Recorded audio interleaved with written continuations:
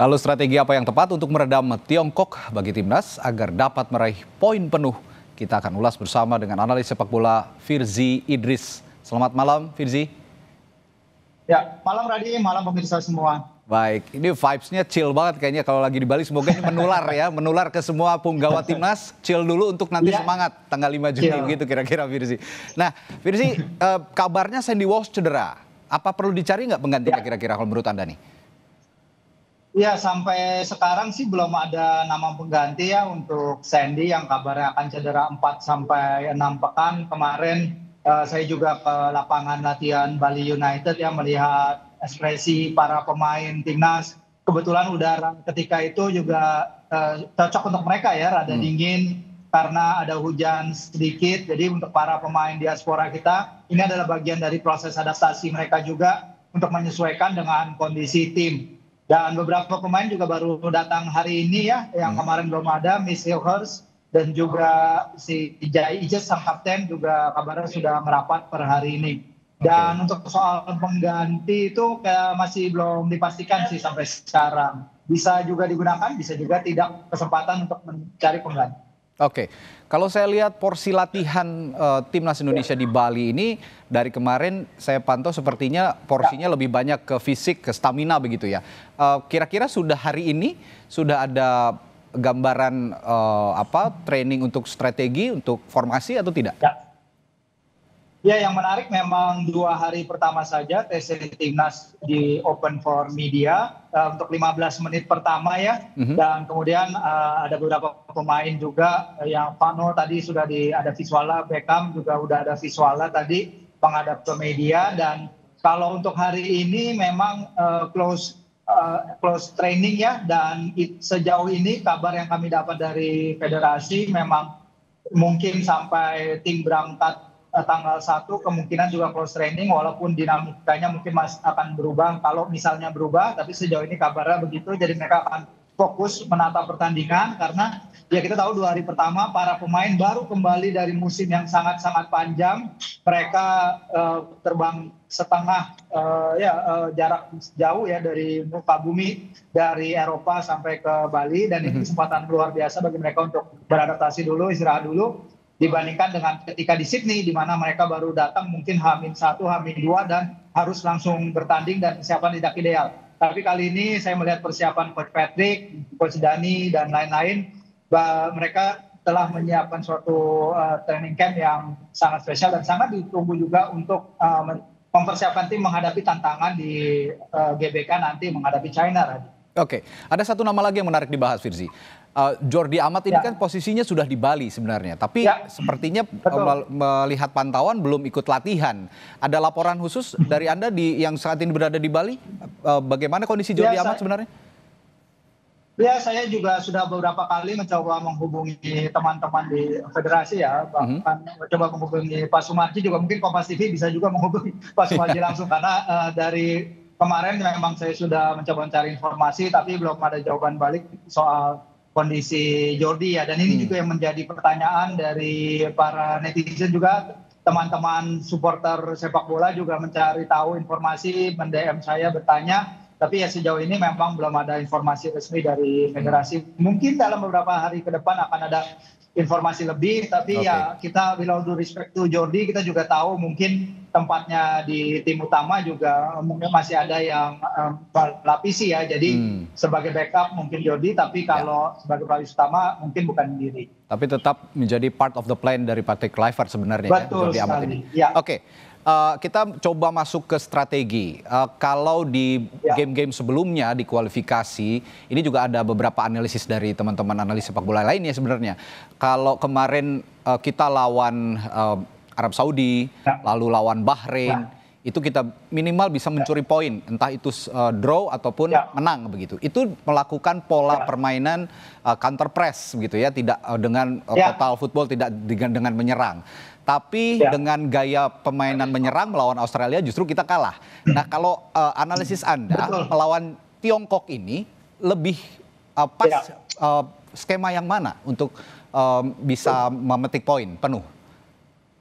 Ya, itu memang menarik ya, karena kita tahu kalau China membutuhkan poin untuk menang, dan Kemarin beberapa hari lalu juga saya baca-baca media di China ya, dengan strategi apa yang kira-kira akan diterapkan coach Branko Ivanovic, dan mereka meyakini bahwa timnas China harus keluar untuk menyerang mau tidak mau, karena mereka udah tertinggal jauh Radia dari soal agregat gol -13 mereka, sementara Garuda di -6. Tapi perbedaan poin hanya 3, dan lebih menguntungkan bagi mereka untuk mencari kemenangan di laga ini, atau bisa juga pelatih Ivanovic lebih bermain lebih konservatif di laga ini dan kemudian menyerang laga lawan Bahrain yang akan dilakukan di kandang mereka sendiri. Itu masih dinamis juga, tapi media-media Cina beranggapan, media-media Tiongkok beranggapan bahwa memang lebih baik bagi pasukan Ivanovic untuk berusaha mencari kemenangan di GBK, yang artinya mereka harus berani bermain lebih keluar ketimbang laga di Qingdao kemarin. Oke, dan kabarnya juga salah satu pilar lini belakang Tiongkok ini absen, yang biasa diandalkan. Apakah ini juga bisa jadi celah buat kita bisa mencuri poin? Ya, Jiang Shenglong ya, pemain Shanghai Shenhua, ya salah satu dari kesemua ya 27 pemain timnas China memang berasal dari liga kompetisi domestik mereka. Dia akan absen ya dari pertandingan nanti, dan dia menyediakan 1 assist pada pertemuan pertama di Qingdao. Ini tentu keuntungan bagi kita. Tapi ya mungkin sedikit kita juga berimbang ya, karena kalau kita lihat lini serang kita pun kita kan juga kehilangan Lino di sektor gelandang menyerang, dan juga Ragnar yang juga harus absen. Jadi inilah di sini makanya kita menanyakan peran Etam kemarin, Beckham Putra, mungkin dia bisa masuk sebagai pembeda ya dari bangku cadangan, atau bagaimana, karena mungkin kita perlu jasanya, karena ada kekosongan di lini serang itu yang perlu diisi dari skuad Garuda kita. Oke, bicara soal Lino yang absen di lini tengah timnas Indonesia. Tadi Anda menyebut ada Beckham Putra, dan juga tidak lupa kita bisa memasukkan nama Lily Pali di situ. Sebenarnya punya peran sentral juga untuk menggantikan. Nah, kira-kira Anda sepemantauan Anda timnas berlatihan melakukan training camp di Bali untuk chemistry dengan lini depan, terutama daya dobrak kita di depan, ada Ole Romeni. Bagaimana? Sudah ada terpantau melakukan latihan-latihan yang mengarah ke chemistry nggak? Kira-kira di sana? Ya, karena kemarin latihan open training for media baru 2 hari pertama, dan memang kalau awal latihan memang digunakan untuk recovery dan juga untuk pemanasan ya. Jadi kita hanya bisa memantau bagaimana para pemain melakukan warm up session, tapi dari sana juga kita bisa lihat pemain-pemain seperti apa kondisinya. Dan yang menarik perhatian saya, Radi, memang adalah kondisi fisik Rafa Struijk ya, yang terlihat sekarang tuh lebih berotot sejak terakhir kita melihatnya. Jadi bukan Elplemer lagi ya? Ya, buff banget. Nah, Elplemer ini kan tergantung dari penampilannya di lapangan ya. Kadang kan banyak yang mengatakan kalau penampilannya sedikit lemas. Nah, siapa tahu kalau dia udah lebih buff up, mungkin dia akan lebih efektif. Nah, tapi menarik di sini kenapa membicarakan Rafa Struijk adalah karena di pertandingan lawan Australia di Sydney, Rafa Struijk kan ada di line up karena Coach Patrick memakai formasi 2 di depan dengan 1 di belakang. Kalau dia memakai formasi itu lagi dengan Rafa Struijk dan Ole Romeni memimpin di depan, sementara kita hanya perlu 1 pengganti di belakang striker, yaitu it can be Eliano kalau dia bergabung, it can be Egy kalau ada, dan atau Beckham. Tapi kayaknya Egy dengan penampilan dia yang sangat luar biasa di Liga 1 musim ini dan menggantikan peran Lino, mungkin dia bisa menjadi sosok pengganti yang ada di situ, Ran. Iya, Egy, Beckham punya catatan luar biasa di Liga 1 musim ini ya. Jadi ini diharapkan bisa menjadi pembeda nanti untuk timnas. Dan tadi kalau Anda mengatakan timnas lebih banyak close training, sepertinya Coach Patrick juga nggak mau bocor taktiknya kayaknya ya. Iya, betul. Betul, dan ini satu lagi yang harus kita waspadai dari skuad China sekarang, Radi, memang adalah Liga Super China, di mana semua 27 pemain mereka tampilnya itu baru memasuki pekan ke-13 ya. Mereka berhenti di pekan ke-13 sebelum timnas China berkumpul di Shanghai 5 hari lalu.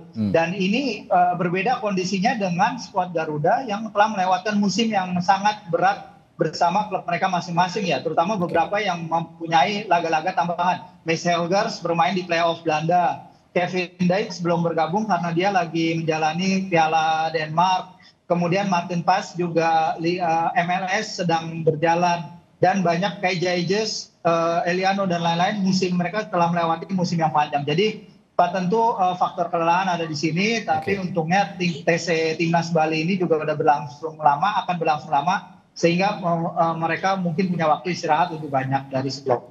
Oke, yang menarik untuk kita perbincangkan juga absennya Martin Paes. Ini memberikan kesempatan kepada 3 kiper timnas kita juga untuk bersaing. Ada Emil Audero Mulyadi, Nadeo Argawinata, dan satu lagi Hernando Ari ya.